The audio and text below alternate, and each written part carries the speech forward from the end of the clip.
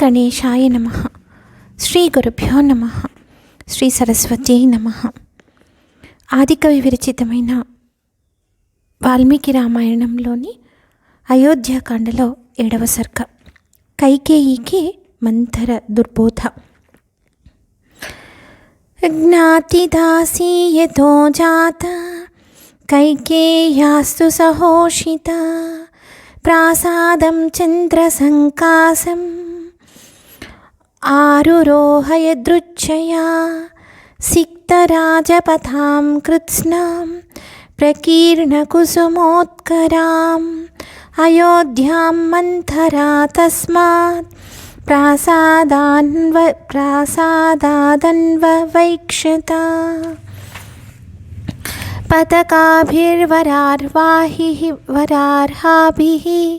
ధ్వజైశ్చ సమలంకృతాం వృతం చందపథైశ్చాపి శిరత్స్నాతజనైర్వృతాం మాల్యమోదకహస్తైశ్చ ద్విజేంద్రైరభినాదితాం శుక్లదేవగృహద్వారాం సర్వవాదిత్రనిస్వనాం సంప్రహుష్ణజనాకీర్ణాం బ్రహ్మఘోషాభినాదితాం ప్రహృష్టవరహస్తస్వాం సప్రణర్ధితగోవృషాం ప్రహృష్టముదితైః పౌరైః ఉచ్ఛ్రితధ్వజమాలినీం అయోధ్యాం మంథరా దృష్ట్వా పరం విస్మయమాగత. దశరథ మహారాజు రాణి అయిన కేకయ రాజ్యం నుంచి, అంటే తన పుట్టి నుంచి కోసల రాజ్యానికి వచ్చేటప్పుడు ఆమె వెంట వచ్చిన ఆరణపు దాసి మంథర. ఈమె పుట్టుపూర్వోత్తరాలు కైకేయికి తెలియవు, కానీ నిజానికి పూర్వజన్మలో ఈమె దుందుభి అనే ఒక గంధర్వ కాంత. రావణుడు పెట్టే బాధలు తట్టుకోలేక దేవతలు మొరపెట్టుకున్నప్పుడు బ్రహ్మదేవుడే అతని సంహారం కోసం వినియోగించబడాలి అని చెప్పి కుబ్జరూపాన ఈమెను సృష్టించాడు. విధి నిర్ణయాన్ని అనుసరించి ఈమె కైకేయి మనస్సులో దురాలోచనలను కూడా రేకెత్తించింది. శ్రీరామ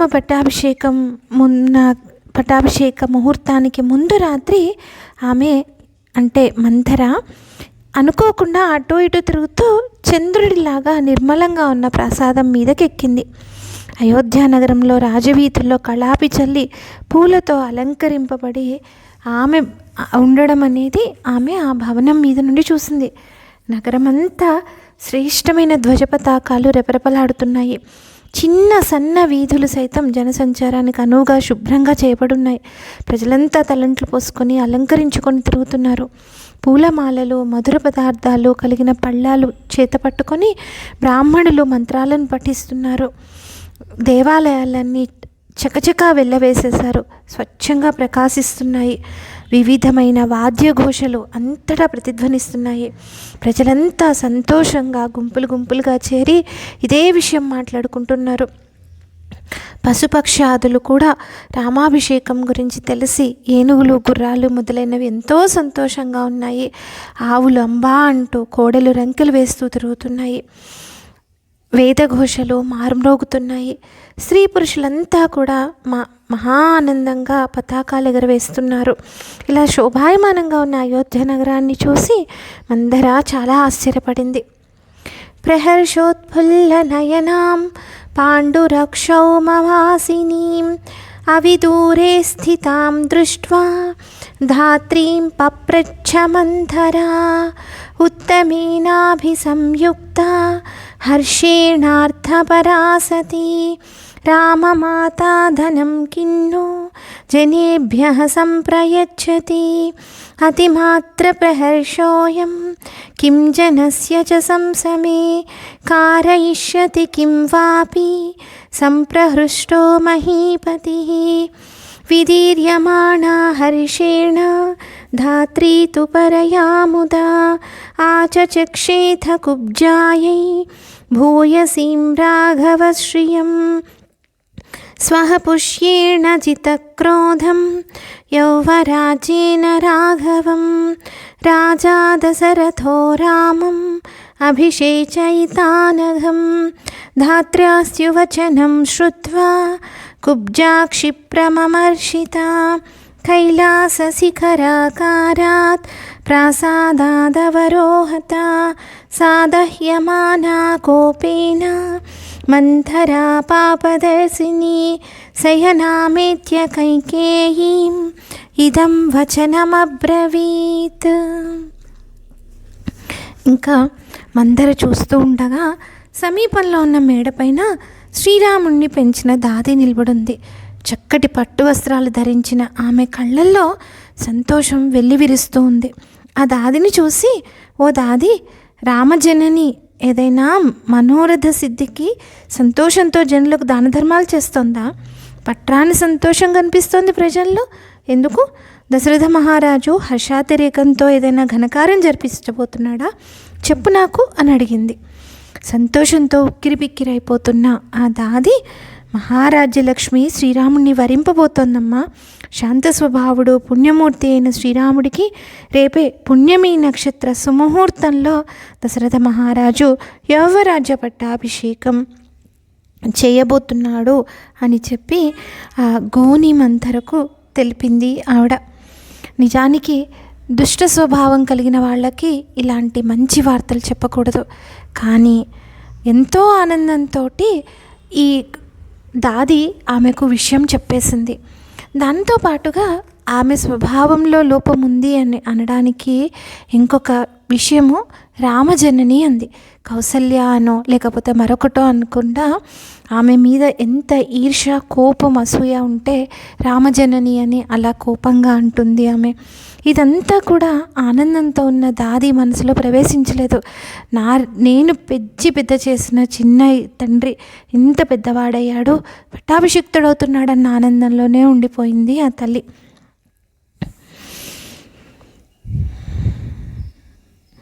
ఆ దాది మాటలు విన్న వెంటనే అసూయతో భగ్గుమంది ఆ గోని మందర. కైలాస శిఖరంలాగా ఎత్తైన రాజప్రసాదం నుంచి గబగబా కిందకు దిగింది.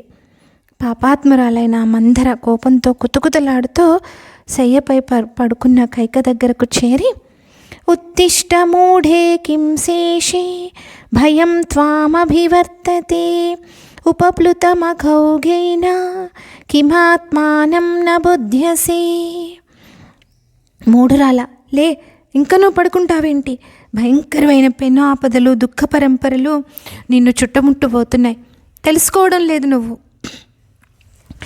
అనిష్టే సుభగాకారే సౌభాగ్యేన వికత్తసే చలం హి తవ సౌభాగ్యం నద్యాః శ్రోత ఇవోష్ణగే. ఏవముక్తా తు కైకేయీ రుష్టయా పరుషం వచః కుబ్జయా పాపదర్శిన్యా విషాదమగమత్పరం. కైక, నీ భర్తకు 3 భార్యల్లో నీపైనే ఎక్కువ ప్రేమ ఉన్నట్టు భ్రమపడుతున్నావు. నటన మాత్రమే. ఆయనకు నీ మీద ఎలాంటి ప్రేమ లేదు, అనురాగం లేదు. నేనెంతో అదృష్టవంతురాలని గొప్పలు చెప్పుకుంటూ తిరుగుతావు. నిజానికి నీ అదృష్టం గ్రీష్మకాలంలో నదీ జలంలాగా ఆవిరైపోతోంది అంటూ కోప్పడింది.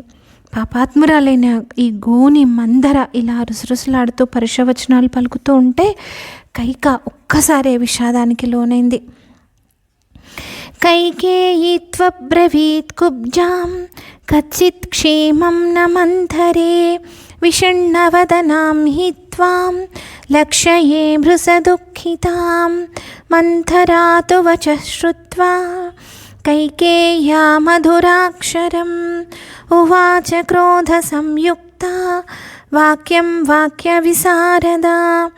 సా విషణ్ణతరా భూత్వా కుబ్జా తస్యా హితైషిణీ విషాదయంతి ప్రోవాచ భేదయంతి చ రాఘవం. అక్షయ్యం సుమహద్దేవి ప్రవృత్తం తద్వినాశనం రామం దశరథో రాజా యౌవరాజ్యే విహేక్షతి. सा स्मृगाधे भये मग्ना दुःखशोकसमन्विता दह्यमानानलेनेव त्वद्धितार्थम् इहागता. కైకేయి కుబ్జతోటి, ఓ మందర, ఏమిటి అశుభమేం సంభవించలేదు కదా, ఎందుకు నీ మొహం మీద విషాద ఛాయలున్నాయి, అంత దుఃఖంగా కనిపిస్తున్నావు, కారణం ఏంటి అని అడిగింది. రామ పట్టాభిషేకం విషయం తెలియక కైకేయి అడుగుతూ మధురంగా అడగడం చూసి కోపంతో మాటకారైన మందర, వాక్య విశారద అయిన మందర ఇలా అంటోంది. కైకేయి హితం కోరుకుంటున్న మందర ఇంకా విషణ్ణవదనురాలైంది. ఇంకా మిక్కిలి ఖేదం కలిగించింది కైకేయికి. ఆమెలో రాముడి పట్ల కోపం పెరిగేలాగా ఇలా అంటోంది. ఓ దేవి, దశరథ మహారాజు శ్రీరాముడిని యువరాజ పట్టాభిషిక్తుణ్ణి చేయబోతున్నాడు. నీకు అంతమే లేని మహావిపత్తు వచ్చి పడనుంది. ఈ వార్త వినగానే ఇష్టం కానీ, నాకు ఇష్టం కానీ, నీకు హితం కానీ రామ పట్టాభిషేకం జరగబోతున్నందుకు, నీకు ఇష్టమైన భరత పట్టాభిషేకం జరగనందుకు విపరీతమైన దుఃఖానికి లోనయ్యాను. అగాధమంత లోతైన బాధలో మునిగాను. ఆ కారణంతో అగ్నితో దహింపబడుతున్న దానిలాగా విలవిల్లాడుతూ నీ హితం కోరి ఇలా వచ్చాను. తవ దుఃఖేన కైకేయీ మమ దుఃఖం మహద్భవేత్ తద్వృద్ధౌ మమ వృద్ధిశ్చ భవేదత్ర న సంశయః. నరాధిపకులే జాతా మహిషీ త్వం మహీపతేః ఉగ్రత్వం రాజధర్మాణం కథం దేవి న బుధ్యసే. ధర్మవాదీ శఠో భర్తా శ్లక్ష్ణవాదీ చ దారుణః. శుద్ధభావేన జానీషి తేనైవ మతి సంధితా. ఉపస్థితం ప్రయుంజానః త్వయి సాంత్వన్మనర్ధకం. అర్థేనైవాద్యతే భర్తా కౌసల్యాం యోజయిష్యతి. నీకు చిన్న ఆపద వచ్చినా నాకు విపరీతమైన వేదన అవుతుంది కైకేయి. అలాగే నీకు నీవు అభివృద్ధి మార్గంలో పయనిస్తే నా ఆనందానికి అంతే ఉండదు. ఇది 100కి 100 నిజం. దేవి, నువ్వు మహారాజ వంశంలో జన్మించిందానివి, అంతేనా? మరొక మహారాజుకు భార్యవు. రాజధర్మాలు చాలా క్రూరంగా ఉంటాయి, నీకు తెలియదా? నీ భర్త పైకి ఎన్నెన్నో ధర్మవచనాలు చెప్తున్నాడు, కానీ ధర్మవాది, కేవలం మాట్లాడేవాడు మాత్రమే. నిజానికి మాట్లాడుతున్నాడు తప్ప నీకు హాని తలపెడుతున్నాడు. నోటితోటేమో మంచి మాటలు, ఇచ్చకపు మాటలు మాట్లాడుతున్నాడు, చాటున కీడు కలిగించడానికి వెళ్తున్నాడు. ఇలాంటి వాణ్ణి నువ్వు సజ్జనుడు అని అనుకుంటున్నావు కాబట్టి నీకు కీడు కలిగించే పని చేస్తున్నాడు. సమయానుకూలంగా బుజ్జగింపు మాటలతోటి నిన్ను తృప్తిపరుస్తూ నీకు అనర్థాన్నే తెచ్చిపెడుతున్నాడు. కౌసల్యకు మాత్రం రాజ్యాధికార లాభాన్ని కట్టబెడుతున్నాడు అని చెప్పి అంటోంది. శ్లక్ష్ణవాదీ చ దారుణ అంటూ చాలా దారుణంగా మాట్లాడుతోంది ఈ పని మనిషి మందర.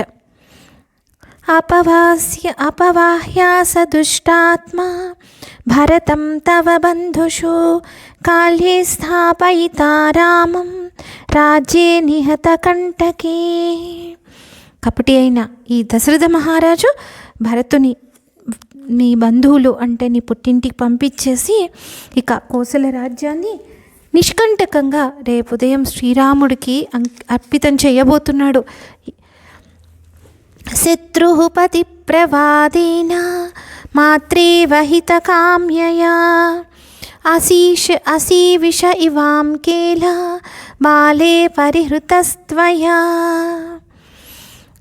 అమాయకురాల, దశరథుడు నీకు భర్త రూపంలో ఉన్న శత్రువు. ఈ విషయం గ్రహింపక తల్లిలాగా ఆయన హితం కోరుతూ పామును ఒడిలో చేర్చుకున్నట్టు ఆయన్ను నమ్మి ప్రేమతో లాలించావు. పామును ఎంత ప్రేమతో పెంచినా పోషించిన వాడినైనా కాటు వేస్తుంది కదా. యథా హి కుర్యాత్ సర్పో వా శత్రుర్వా ప్రత్యుపేక్షితః రాజ్ఞా దశరథేనాద్య సపుత్రా త్వం తథా కృతా పాపేనానృతసాంత్వేన బాలే నిత్యసుఖోచితే రామం స్థాపయతా రాజ్యే సానుబంధాః తాహ్యసి. సప్రాప్తకాలం కైకేయీ క్షిప్రం కురు హితం తవ త్రాయస్వ పుత్రమాత్మానం మాం చ విస్మయదర్శనే. నువ్వు ఆ సర్పాన్ని నమ్మి, ఆ దశరథ మహారాజును నమ్మి నీకు నీ కుమారుడు కూడా అపకారం తలపెట్టాడు అన్న విషయం గుర్తుపట్టలేకపోతున్నావు. ఓ తెలివిలేని కైకేయి, అసత్యవాది, పాపి అమ్మ ఈ దశరథుడు. కోసల రాజ్యాన్ని శ్రీరాముడికి కట్టబెడుతున్నాడు. నిత్యం హంసతూలిక తల్పాలపైన సకల సుఖాలు పొందడానికి అర్హురాలివైన నిన్ను పుత్ర మిత్ర పరివారంతో సహా ఇక్కట్ల పాలు చేయబోతున్నాడు. కైకేయి, సమయోచితంగా సకల కార్యాలు సాధించుకోగలిగిన సమర్థురాలివి నువ్వు. ఇప్పుడు నీ హితం గురించి ఆలోచించు. దానికి ఇది తగిన సమయం. ముందు నిన్ను నువ్వు కాపాడుకో. అంతేకాదు నీ పుత్రుడైన భరతుణ్ణి, నన్ను కూడా రక్షించు. మంథరాయాః వచః శ్రుత్వా శయనాసా శుభాననా ఉత్తస్థౌ హర్ష సంపూర్ణ చంద్రలేఖేవ సారథి. అప్పటి వరకు తల్పంపై పడుకొని ఉన్న కైకేయి మందర మాటల్లో శ్రీరాముడికి పట్టాభిషేకం జరగబోతోంది అన్న మాట విని పరమానందభరితురాలైంది. నిజానికి రాముడంటే కైకేయికి చాలా ప్రాణం. అందుకే శరత్కాలంలో చంద్రరేఖలాగా వికసిత వదనే లేచి కూర్చుంది. రాముడి పట్టాభిషేక వార్తకు మెరుపులాగా లేచి కూర్చొని సంతోషంతో ఉబ్బి తబ్బిబ్బైపోయి కైకేయి ఆ గోని మందరకు ఒక విలువైన ఆభరణాన్ని బహూకరించింది.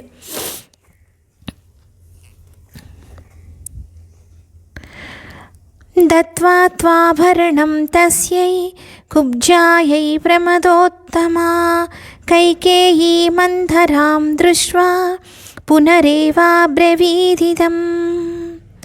కైకేయి వనితారత్నం ఆ గోని మందరకు ఆభరణాన్ని కానుకగా ఇవ్వడం చూసి మందర విస్తుపోయింది. వింతగా ఆమెను చూస్తూ ఆమెతో ఇలా అంటోంది.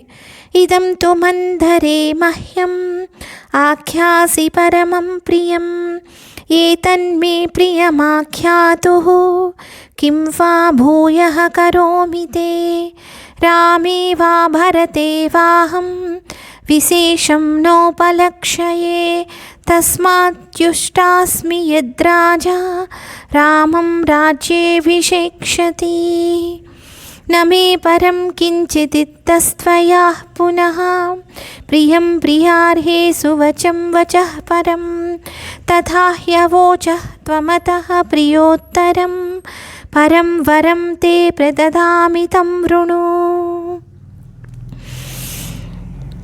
మందర, నీవు తెలిపిన పట్టాభిషేకం విషయం నాకు చాలా ప్రీతిపాత్రమైంది. ఇంత సంతోషకరమైన వార్త చెప్పిన నీకు ఇంతకంటే ఏమి చేయగలను? రామభరతులు ఇద్దరూ నాకు నిజానికి ఇద్దరూ సమానులే.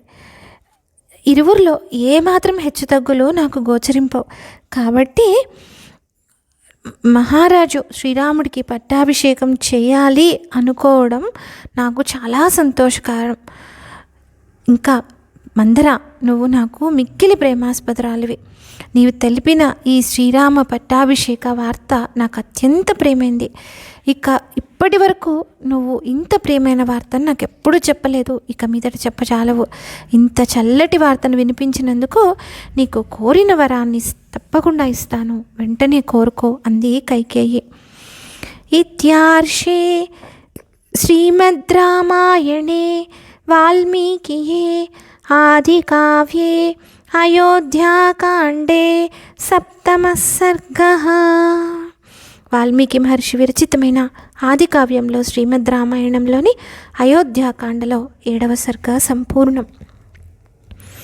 భరతుడు తన వివాహం తర్వాత మేనమామ అయిన యధాజిత్తు వెంట తాతగారింటికి వెళ్ళి కైకేయి రాజ్యంలోనే ఉన్నాడు. అంటే ఈ 12 సంవత్సరాల కాలంగా కూడా కైకేయి శ్రీరాముణ్ణి తన కుమారుడిగా భావించి లాలిస్తూ వస్తోంది. ఆమెకు భరతుడు రాముడు ఇద్దరూ సమానమే. ఈ విధాత నన్ను చల్లగా చూసి మరలా నాకు మానవ జన్మను కనుక ప్రసాదిస్తే అప్పుడు కూడా శ్రీరాముడు నాకు కుమారుడుగా, సీతమ్మ నాకు కోడలుగా కావాలి, నాకు అత్యంత ప్రీతిపాత్రుడు రామచంద్రుడు అని చెప్పి అని చెప్పి కైకేయి చెప్పినట్టుగా మహానుభావులు తులసీదాస్ గారు తన రామచరితమానస్లో అయోధ్యాకాండాల్లోని 14వ దోహాలో తెలిపారు. అంటే ఇంత ప్రయత్నం చేయాల్సి వస్తోంది. కైకేయి మనస్సులో రాముడి గురించి తప్పు భావన రేకెత్తించి ఇది పట్టాభిషేకాన్ని ఇప్పుడు ఆపవలసిన అవసరం దేవతలకు ఉంది కాబట్టి దేవతల ప్రేరణతోటి ఇదంతా జరుగుతోంది. ఇదంతా జరపడానికి ఇంత ప్రయాసపడవలసి వస్తుంది.